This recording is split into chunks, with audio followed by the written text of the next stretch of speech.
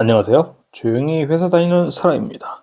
오늘은 2024년 11월 24일 일요일이고요. 제 S&P 500 투자 일지 남기는 날이기도 합니다. 이번 영상의 주제는 제가 저번 영상에서 말씀드렸던 제가 어렵게 13억짜리 아파트를 이제 마련을 했는데 이거를 한 3년 만에 팔고 SCHD에 그 돈을 다 투자해 놓고 배당을 받아서 월세로 산다, 이런 영상을 만들었을 때 댓글을 많은 분들이 달아주셨거든요. 그 댓글에 대해서 제가 한번 이야기를 해보도록 하겠습니다. 먼저 제 경제적 자유 달성 현황인데요. 전주 대비해서 0.39% 정도 이렇게 상승이 되었고, 누적 수익금이 한 3,200만 원 정도 이렇게 집계가 되었는데, 중간에 제가 수익 실현을 VO 수익 실현을 하고 다시 매수를 했거든요. 그러니까 플러스 한 300만 원 정도가 여기에 원래 숨겨져 있는 거죠. 3,500 정도가 올해 수익이고, 그래서 저는 총 평가 금액 2억 4천 정도를 이제 금융자산에 투자를 하고 있습니다. 그래서 제 목표 달성 5억 7천 중에 현재까지 42% 이렇게 달성을 했고요. 한 주간의 수익금을 보면은 저번 주에는 120만 원 손실이었는데 이번 주는 또 올라가지고 184만 원 정도 수익을 보게 되었습니다. 한 주간의 S&P 500 그리고 원달러 환율을 보면은 달러는 또다시 1,400원을 돌파했네요. 그리고 S&P 500 지수도 6,000을 다시 돌파할 수도 있지 않을까 하는 흐름을 보여주고 있습니다. 그럼 제 생각을 좀 이제 말씀을 드려보면은 제가 이 구독자 3,000명 후반에 이렇게 되다 보니까 한 두세 달에 한 번씩 100달러에서 130달러 이렇게 수익이 나고 있는데, 유튜브에서. 그래서 입금이 되었습니다. 금요일쯤에 입금이 되었던 것 같고, 저는 이거를 월요일에 다 이제 환전해가지고 타이거 미국 S&P 500을 사는데 보탤 예정이고요. 그런데 문득 이런 생각이 들었습니다. 제가 살고 있는 아파트 실거래가 뭐 한 12억, 13억 정도 하는데, 이거를 달러로 변환해가지고 환산해서 따져보면은 내 원화로 표기되는 자산의 우리 아파트의 가치는 그대로지만 달러로는 좀 하락하고 있겠다, 이런 생각이 문득 들었고요. 그래서 저는 왜 맨날 영상 같은 데서 달러 타령하고 있는지, 나는 한국 사람이고 원화를 쓰고 있는데, 이건 당연히 다들 아시겠죠. 제가 주로 먹고 쓰고 하는 그런 자원들을 보면은 아무래도 자가용이 있기 때문에 휘발유를 넣기 위해서는 그런 원유 가격도 중요하고, 원유는 달러로 사오니까. 그리고 석유화학 제품 많이 쓰죠. 플라스틱. 저 배달도 많이 해먹기 때문에 그런 용기를 다 석유에서 유래된 그런 플라스틱 제품들이고, 빵이나 과자를 좋아하기 때문에 밀가루도 사실상 수입해다 먹고 있죠. 철을 만드는 철광석도 수입해서 쓰고 있고, 제가 유튜브 만들 때 쓰는 태블릿 그리고 노트북 이런 것도 안에 들어간 많은 부품들, 그리고 심지어 OS, 마이크로소프트의 윈도우즈, 그 구글의 안드로이드, 이런 거 다 달러로 거래를 하고 있잖아요. 그래서 우리 삶에서 달러는 이제 더 이상 뗄래야 뗄 수가 없다, 그런 생각이 들었고, 그리고 내일 25일인데 그때는 제 월급날입니다.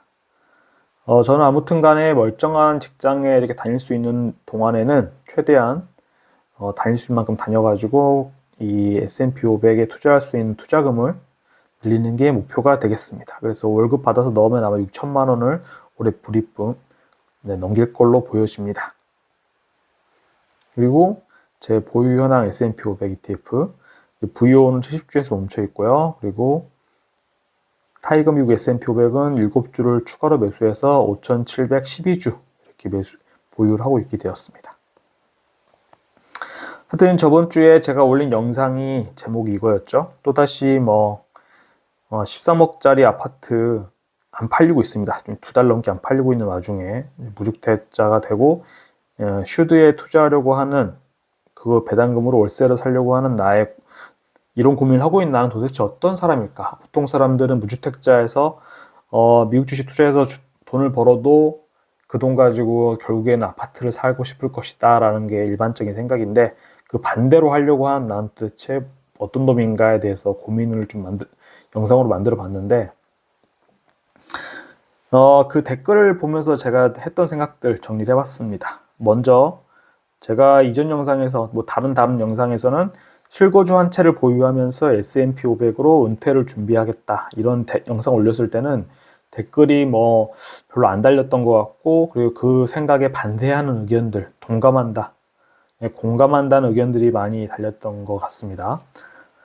하지만은 제 S&P 500 투자에 대한 이야기를 주로 남기고 있기 때문에 제 영상을 봐주시는 분들은 미국 주식 투자하는 것에 꽤나 우호적인 분들일 텐데도 불구하고 실거주 아파트마저 팔고 그 돈으로 슈드를 매수하고 그 배당금으로 월세를 내면서 아파트에 살아가는 것에 대해서는 많은 우려를 하셨던 것 같습니다. 거의 반반 혹은 그 이상 우려를 하셨던 것 같고요.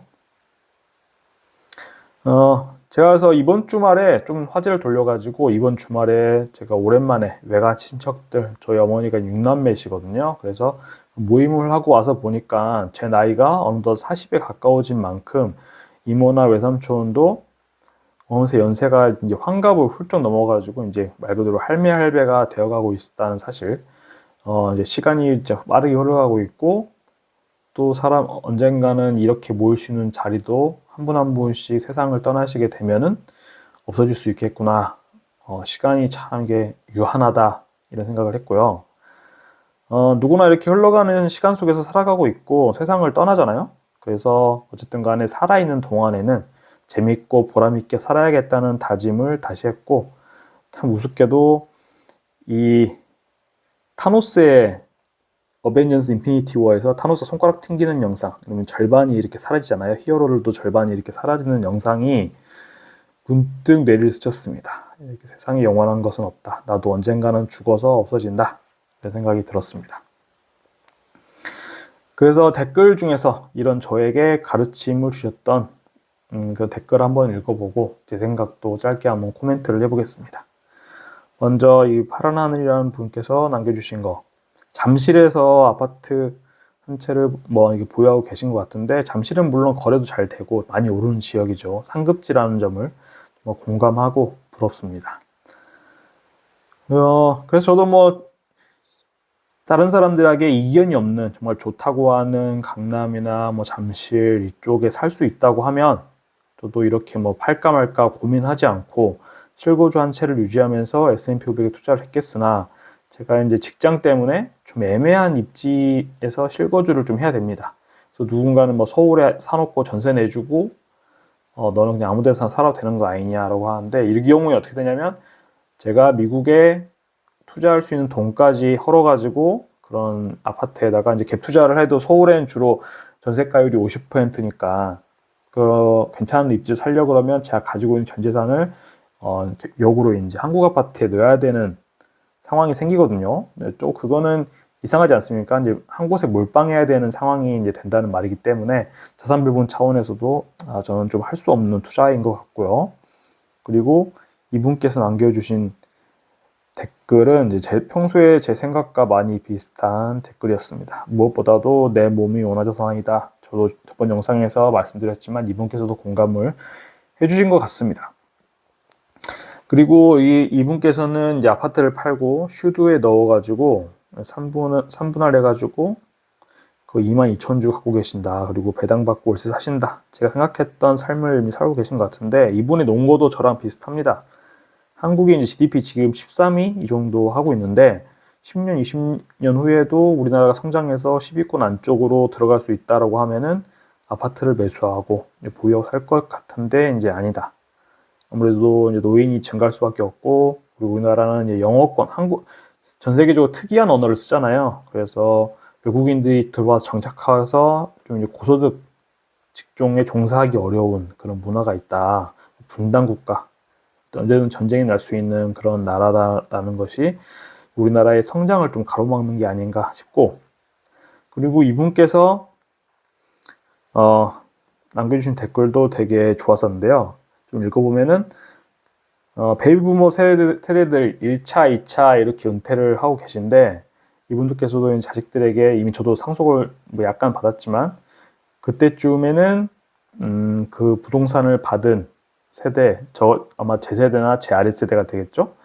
어떻게 자산을 배분할지 이제 고민이 많아질 것으로 보이고, 물론 주택연금으로 받으셨던 분들도 단종 가치를 아마 이제 공매로 넘겨가지고 이렇게 청산이 되어질 텐데, 여기서 이제 배분을 또 어떻게 해야 될지 사회적인 논의가 많이 있지 않을까 싶습니다. 집 한 채는 반드시 있어야 된다는 게 저의 1세대의 뭐 거의 진리였죠.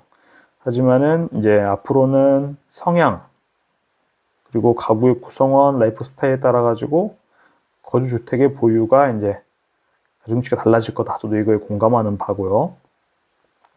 그러니까 집이라는 거를 자산이 아니고 정말 살아간다라는 어떤 거주의 목적으로만 본다 그러면 임차에서 살아가는 것도 재산이 아니라고 봤을 때, 임차에도 내가 어쨌든 간에 월세를 낼 수 있는 어떤 그런 현금 흐름만 생긴다 그러면 살아간다는 것 자체는 큰 차이가 없을 거라고 보여지고요. 그래서 어쨌든 간에 가치관의 차이인데, 우리의 라이프 스타일은 당연히 저희들이 제일 잘 알고 있고, 남들은 저희가 어떤 생각으로 어떤 라이프 패턴을 살아가고 있는지는 유튜브 상에서 전달하는 데는 한계가 있잖아요. 그래서 이걸 남들에게 말해서 결정해 달라고 말하는 거는 말이 안 된다. 이 중요한 결정을 남들에게 맡길 수 없다라는 그런 생각이 들었습니다.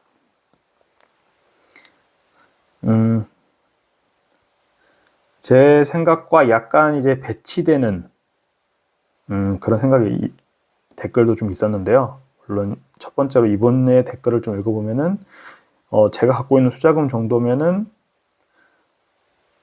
이분께서는 제가 갖고 있는 생각과 이제 일치하는 댓글을 달아주셨고, 이분이 이제 좀 저 생각과 약간 다른 건데, 베이스 캠프 없이 올캐시 투자하는 거에 대해서는 추천할 수 없는 방법이다. 이것도 공감합니다. 그래서 계란을 한 바구니 담지 마라 라고 했기 때문에 저도 그런 거죠.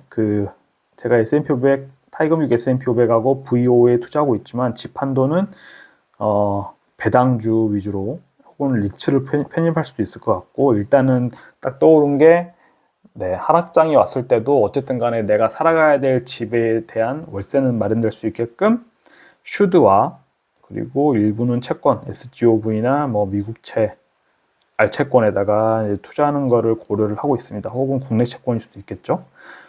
그리고 무엇보다도 저는 이제 국내의 대표적인 제조기업에 다니고 있고, 아내는 초등학교 교사, 공무원이죠. 그래서 저희 부부가 둘 다 실직 상태가 된다는 것은 제가 봤을 때는 제2의 IMF가 터진 거라고 보고 있고, 제가 1차 97년, 98년도에 IMF를 겪어본 세대로서는 그 정도 경제 위기가 왔다 그러면 아파트가 자산으로서의 값어치를 할 수 있을까? 상당히 그건 아니다라고 보고 있고요. 차라리 그때는 외화 자산이 갖고 있는 것이 좋지 않을까. 국가부도의 날 보면은 그때 유아인 배우가 달러를 많이 사들여가지고 폭락한 아파트를 또 역으로 이제 매수한 장면들이 많이 나오잖아요. 오히려 그런 완전히 맛이가 버린 상황이 왔을 때는 저처럼 이제 달러 자산을 갖고 있는 사람들이 역으로 더 좋은 기회가 오지 않을까라는 생각도 듭니다. 그리고 이제 제 생각에는 이분 댓글이 이제 좋았는데, 아파트 처분하고 7억을 ETF에 넣어놓고 이렇게 산다는 거는 라이프 스타일이란 말인 거죠. 한마디로 견딜만한 문제가 없다. 그리고 이 정도로 운용하는 사람들은 흔치 않기 때문에, 아파트를 근데 뭐 7억, 10억, 뭐 20억짜리 갖고 계신 분들은 허다하잖아요.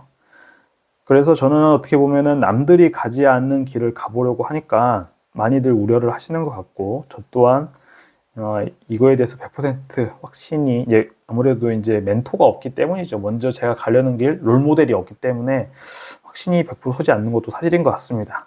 하지만은 분명한 거는 대한민국 인구 구조의 변화, 그리고 중국 기술력의 급부상으로 중국인들의 한국 제품에 대한 수요가 감소되는 거, 저는 2008년, 9년 리먼 사태 이후로 우리나라가 빠르게 회복할 수 있었던 거는 중국 시장의 급부상이었다라고 생각을 하는데, 그런 게 이제 없어지는 거죠. 그런 매력적인 시장이.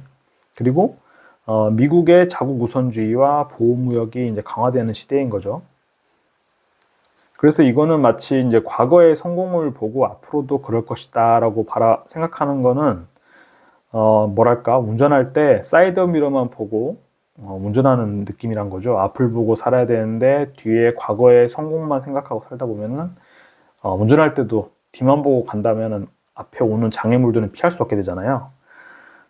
그래서 이분의 댓글이 참 이제 대표적인 댓글인 것 같아요. 옛날 분들 생각은 이렇죠. 엉덩이를 깔고 앉을 내 집 한 채는 필수였죠. 그리고 그 이유를 보면은 자식들이 결혼하면은 내 집이 있어야 찾아오지, 없으면은 돌아오게 된다. 네. 슈드도 다른 거에 비하면 안전하다 할 수 있지만 투자는 투자다. 네, 이런 거가 이제 과거의 생각인 것 같고, 앞으로 살아가야 될 저한테는 약간 이제 이견이 있는 그런 댓글이었던 것 같습니다. 근데 이걸 보면은 제가 뭐 아파트 폭락론자 뭐 이런 것도 아니고, 이미 아마 이거 올해 초나 뭐 작년에 만든 영상에서 제가 조사를 다 해봤던 건데, 2005년도부터 해가지고 2024년도까지 아파트들 가격 증감 추이를 살펴보면은 서울의 주요 아파트들, 압구정, 현대, 서초, 레미안, 역삼, 럭키, 여의도 시범 아파트, 정말 좋은 아파트들이고 비싼 아파트들이잖아요. 이런 아파트들은 S&P 500과 맞먹는 상승률을 보여왔고, 이런 데이터를 보면 당연히 여기에다 레버리지까지 낄 수 있으니까 아파트 불패론, 이거야 아파트를 사면은 반드시 돈을 번다, 수익이 난다, 오랫동안 보유하고 있으면. 과거 데이터에 이미 나와 있는 거고, 저도 이걸 봤기 때문에 이 데이터 하나하나씩 정리하면서 와, 정말 대단했구나. 그래서 제 선배님들이 아파트 한 채는 무조건 사야 된다, 보유하고 있어야 자산이 늘어난다, 그랬겠구나 라는 생각이 들고요. 하지만 그에 버금가는 그 S&P 500, 우선 스파이를 가지고 비교를 해봤는데, 여기 스파이가 가장 굵은 선인데요, 이 아파트들과 비슷하게 오른 모습을 이미 보여줬습니다. 그렇기 때문에 꼭 아파트가 아니더라도 주거비만 어떻게든 마련해 놓을 수 있는 방법이 있다면, 투자한다고 해가지고 내 자산이 줄어들거나 어떤 주거가 불안정해지진 않겠다라는 생각을 좀 해보고요. 그리고 마지막으로, 네, 또 저의 이제 결론적으로 느낀 게 뭐냐라고 하면, 핵심은 우리가 어떤 삶을 살고 싶은지, 그리고 우리가 직장을 다닐 때 어떤 마음가짐으로 다니는지, 앞으로 쭉 더 다니고 싶은지, 아니면 적당한 시점에서 그냥 관두고 싶은지, 혹은 이사를 다닌다는 거에 부담은 없는지, 혹은 상급지에 살아야만 하는 이유가 있는지, 그런 거를 남에게 물어봐가지고는 답을 찾을 수가 없다라고 보여주고, 우리가 스스로 고민하고 결정을 내려야 할 문제였다라는 생각인 거죠. 예를 들어가지고 저희는 이제 아내나 저나 20살 때 인서울로 대학교를 와가지고 뭐 기숙사 살았다가 뭐 월세 원룸에도 살았다가 전세 아파트에서도 살았었고, 이렇게 해서 실거주 아파트로 살게 된 건 오히려 이제 3년 정도밖에 되지 않은 뭐 그 정도인데, 이 전월세 살아본 거에 대한 그래서 부담감이 무엇인지, 이사 다니는 거에 피곤함은 무엇인지, 이게 우리가 맞는지 안 맞는지는 이미 어느 정도는 알고 있다고 생각을 하고요. 그래서 제가 봤을 때는 댓글 중에 정말 베스트 댓글 제가 뽑아봤는데, 네, 먼저 가장 좋았던 건 이거죠. 저에게 깨우침을 주셨습니다. 가치관과 우선순위가 무엇인지 확실히 확인이 안 돼가지고 그냥 갈팡질팡하는 것 같고, 남들한테 쉽게 휘둘리는 거. 그리고 그쵸, 뭐 안정적인 캐시카우 월급 나올 때가 있고, 아직 나이가 40도 들어가지 않은 30대 후반이기 때문에 앞으로 뭐 못해도 10년 이상은 그래도 하겠죠, 직장 생활을. 그리고 나중에 뭐 정 안 되면 지방 가서, 원래 지방 출신이니까 지방으로 내려가서 살아가도 문제가 없는 상태입니다. 뭐 자식 교육을 위해서 수도권에 남아야 될 이유도 없는 거고요. 그래서 저는 뭐 이 분의 댓글처럼 어느 정도 살아도 되지 않을까 그런 생각을 했는데, 확신은 아니고 그냥 가능성도 있겠다 좀 보고 있습니다. 네, 오늘 영상 또 좀 길어졌는데요. 여기까지 봐주셨다면 정말 감사드리고, 네, 월요일 날에는 S&P 500 또 추가 매수한 날이기 때문에 다음 영상에서는 S&P 500 추가 매수한 이야기도 또 남겨보도록 하겠습니다. 그럼 이만!